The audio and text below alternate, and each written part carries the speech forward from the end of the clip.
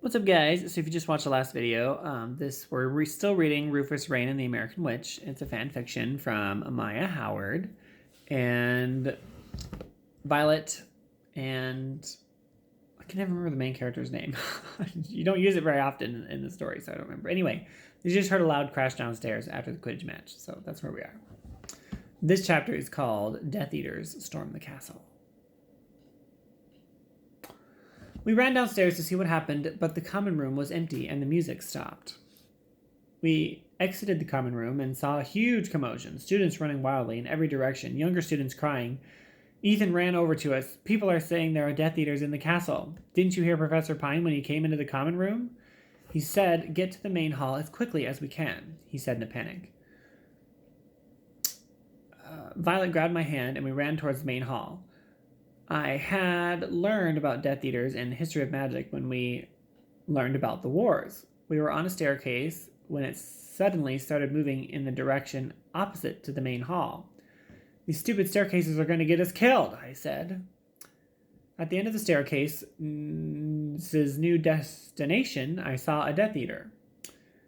Professor Darling came up from behind us and attacked the masked man, while Violet and I ran in the opposite direction. We finally reached the main hall and saw only around 2/3 of the students there. There was professors protecting the entrance of the main hall from the Death Eaters. A few moments later, Professor Oak brought a large group of Gryffindors into the main hall, and his left arm was severely injured. That's because Oak's not a very good duelist. I'm sorry. The situation didn't look too good. Several professors were harmed, and there were still Death Eaters loose in the castle. Suddenly, the two teachers guarding the entrance were faced with 5 Death Eaters. Spells were flying from both sides, and it looked like the Death Eaters were about to win. Without thinking, I grabbed my wand, ran over to the entrance, and began firing spells at the dark wizards. A few other students, mostly 6th and 7th years, saw me and joined in as well, though we weren't instructed to attempt to fight. The odds were now in our favor, 11 against 5. Even though they were much more skilled and used dark magic, we were able to keep them from entering the hall and hurting the students. One of them managed to hit me with Sectum Sempra, carving 3 gashes into my shoulder as if I was struck by an invisible sword. I continued firing spells and ignored the pain and the blood that was rapidly soaking my shirt, but once the rest of the teachers arrived at the main hall, the Death Eaters gave up and disappeared from the place. All of the injured students and teachers were taken to the hospital wing. A total of 7 students, including myself, were injured, and 4 teachers. After I was stitched up and received a pain-decreasing potion and told to stay the night in the hospital wing, the potion didn't help much against the searing pain in my shoulder, and I didn't get many hours of sleep that night. When I woke up, I was allowed to leave, but told not to move my shoulder too much so the stitches wouldn't rip. On my way to breakfast, I was stopped by Professor Pine, who requested I come to his office for a talk. I sat down with him at his desk. He said, "What you did yesterday was brave, but foolish. You could have been killed. But your courage and dueling skills have impressed me, and for that I'll reward your house 10 points. On another matter, it may have escaped someone else's notice, but I saw that some of your spells you fired were in fact forbidden by law," he said calmly. I started panicking. I must have used dark spells in the midst of it all without noticing. "That's it, I'm done. I'm going to get expelled. I'm going to have to get a job cleaning floors or even worse." Pine stopped my train of thought as he said, "Because you used those spells in order to protect students, I will let that slip, but be warned, if I catch you using dark magic again, you will be expelled. That is all. You may leave." It's my best Pine voice. There are no words that could explain my relief at that moment. I got out of the classroom and went to get breakfast. I hadn't seen Professor Raine during the whole mess last night, and I wondered if he was okay. Classes had been canceled today due to last night's events, so I had the day to myself. During breakfast, my bandaged shoulder got me a few stares, but I couldn't really give a damn about it. I almost choked on my cereal when I heard Violet shout my name. "Bonnibel!" she yelled as she ran towards the Slytherin table. "You're okay." "The nurse, she wouldn't let me see you, and I was so worried, and I cut her off. I'm okay. Just a few scratches," I chuckled. I'm glad you're okay too, I said. I hadn't seen her since yesterday in the main hall. We ate breakfast together, talked about the other night. Violet didn't seem too worried. She said she trusts the professors to protect us. I didn't feel as safe as she did. I kept wondering how the Death Eaters had managed to get in the castle undetected. I spent the rest of the day studying in the library, resting, and playing with Dominic. That's the end of that chapter. So, moving on. Professor Raine's POV is the next chapter. Tonight was quite a normal night at first. I only had 3 classes to teach. Okay, so this is from Professor Raine's point of view. Got it. I only had 3 classes to teach. I spent my free hours grading tests and checking homework assignments. The students weren't doing very well this year, and a lot of failed tests and subpar homework answers. They don't realize how important transfiguration is, so they don't study as hard as they would in Defense Against the Dark Arts or Charms. I headed towards the Quidditch stands. Today's match was Hufflepuff versus Slytherin. I had hoped to get a seat next to Professor Darling, but she sat between Thorn and Pine. Ugh. I sat down next to Professor Valentina, who seemed excited for the game. The teams walked on to the field. Hufflepuff's team was nearly identical to their team from the previous year, but Slytherin seemed to have changed most of its players. Looking at the team, I could see Monroe. She looked like she was going to throw up from nervousness. I was surprised to see her on the Quidditch team. She didn't strike me as the type of person who would participate in Quidditch. I remember my days as the Ravenclaw Seeker. Our team was one of the best ones Hogwarts has ever seen. Ravenclaw won the House Cup last year, but came in 3rd in Quidditch. I hope this year's team is better than the last. The match started and Hufflepuff's chaser caught the quaffle. I watched in shock as Monroe got the quaffle and managed to get the Hufflepuff keeper through the goal post along with it. Okay, got it. I sat through the rest of the game, stealing glances at Pine and Darling every few minutes. They were sitting very close to each other and giggling at jokes together. Ugh, what does Darling see in him? Is it the ugly beard? Should I grow a beard? I thought I was over her when our last year ended. I even tried to pursue relationships with other women, but where did that get me? If anyone finds out about Bonnibel and I's night of intimacy, I could get fired. I could try to obliviate her again, though she is quick with her wand. My thoughts were interrupted by the commentator who announced the victory of Slytherin. Monroe was smiling from ear to ear when she shook hands with the Hufflepuff team. I sighed. What am I going to do about this? After the match, I skipped dinner and went to the library to do some research regarding how to brew Felix Felicis. The last few months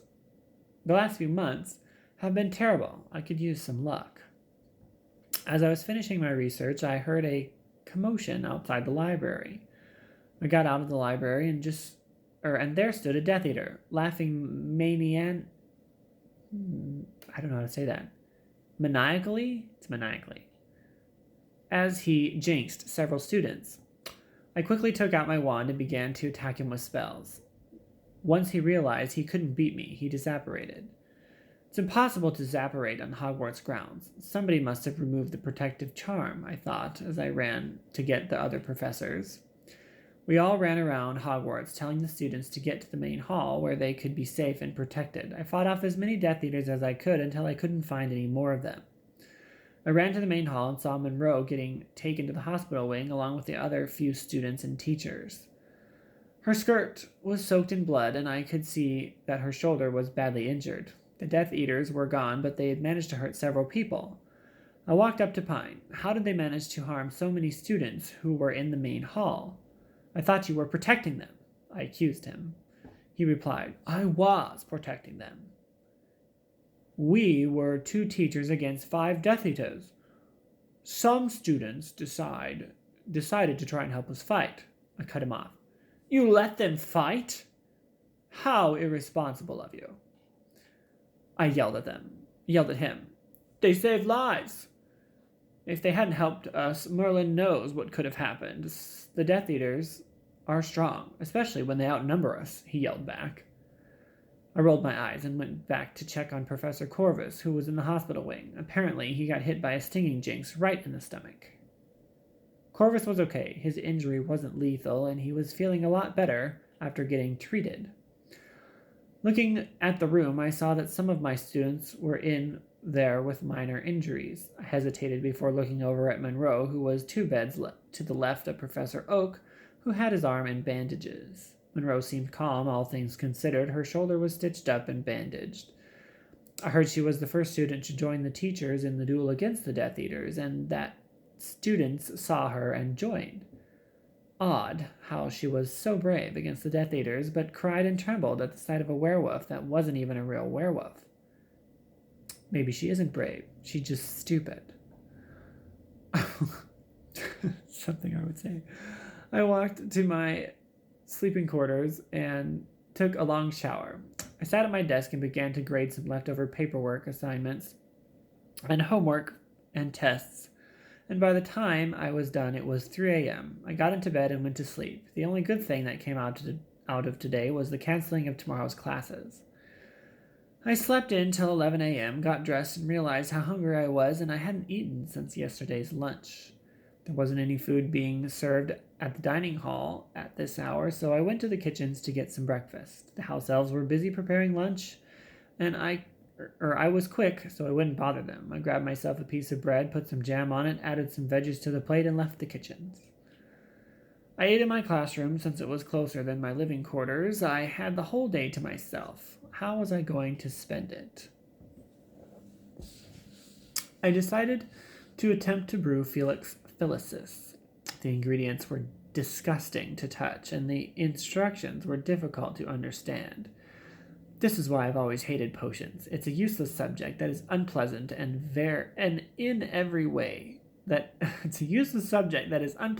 every way imaginable.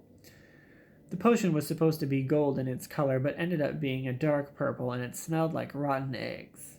I disposed of the failed potion and gave up trying to brew my liquid luck. My mind wandered back to the complicated situation with a certain Slytherin. I tried to think of ways to perhaps blackmail her into letting me erase her memory of the night we met. I didn't know much about her, and she's scared of werewolves.